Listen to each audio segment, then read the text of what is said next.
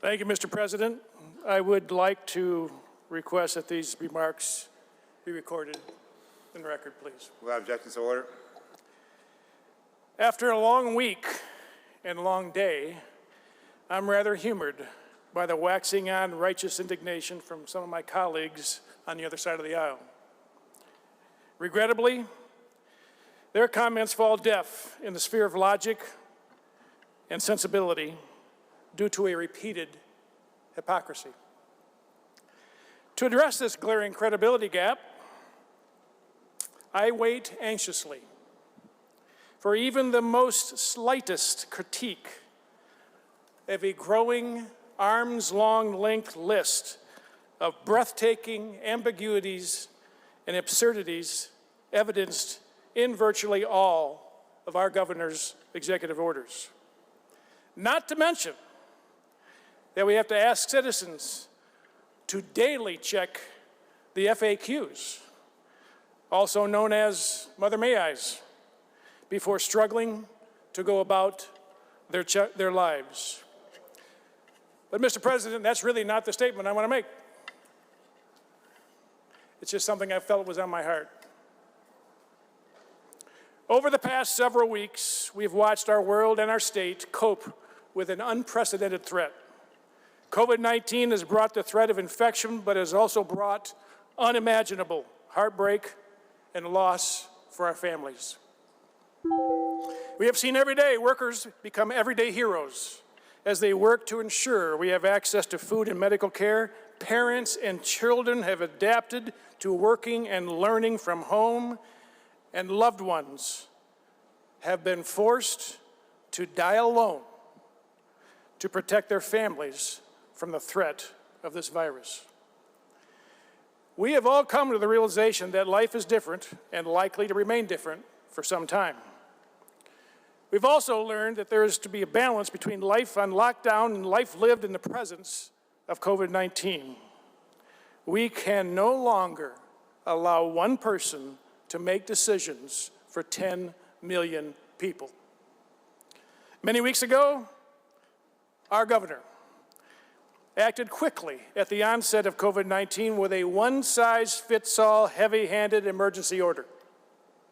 Michigan citizens adapted quickly and stayed home to protect themselves and their loved ones.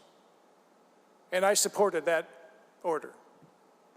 Our citizens have coped with loss and learned how to safely live and function in the presence of COVID-19.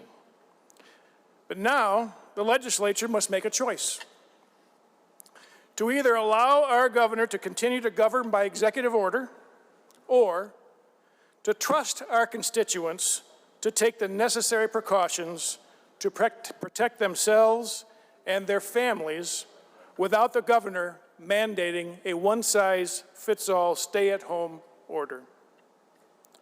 Now, citizens count on a government structure of checks and balances. The legislature is the voice of the people, and we must have a seat at the table to ensure that the concerns of our constituents are considered as a key part of every decision-making process.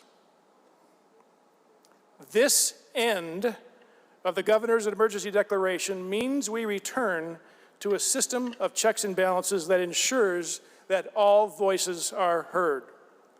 It also means that the legislature must vote to ensure continuity of other very necessary changes made via executive orders.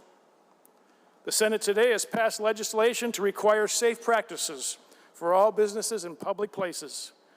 The same legislation will preserve the vast majority of executive orders necessary to continue changes to programs like unemployment, distance learning for schools, and to ensure we provide immunity for healthcare workers as they continue to do their brave work. And just now, the Senate has authorized filing a lawsuit against our governor. If she does not recognize the end of the emergency declaration, we have no other choice but to act on behalf of our constituents. The Senate offered to work with the governor to reach a compromise on the stay home, stay safe order. She didn't even acknowledge that an offer was offered, and then when she did, it was rejected in a very underhanded, unprofessional, shameless way. So now the Michigan Senate, along with our partners in the House, will begin our work to responsibly lead our state from governance by executive order back to government where all the voices are heard and considered. Thank you, Mr. President.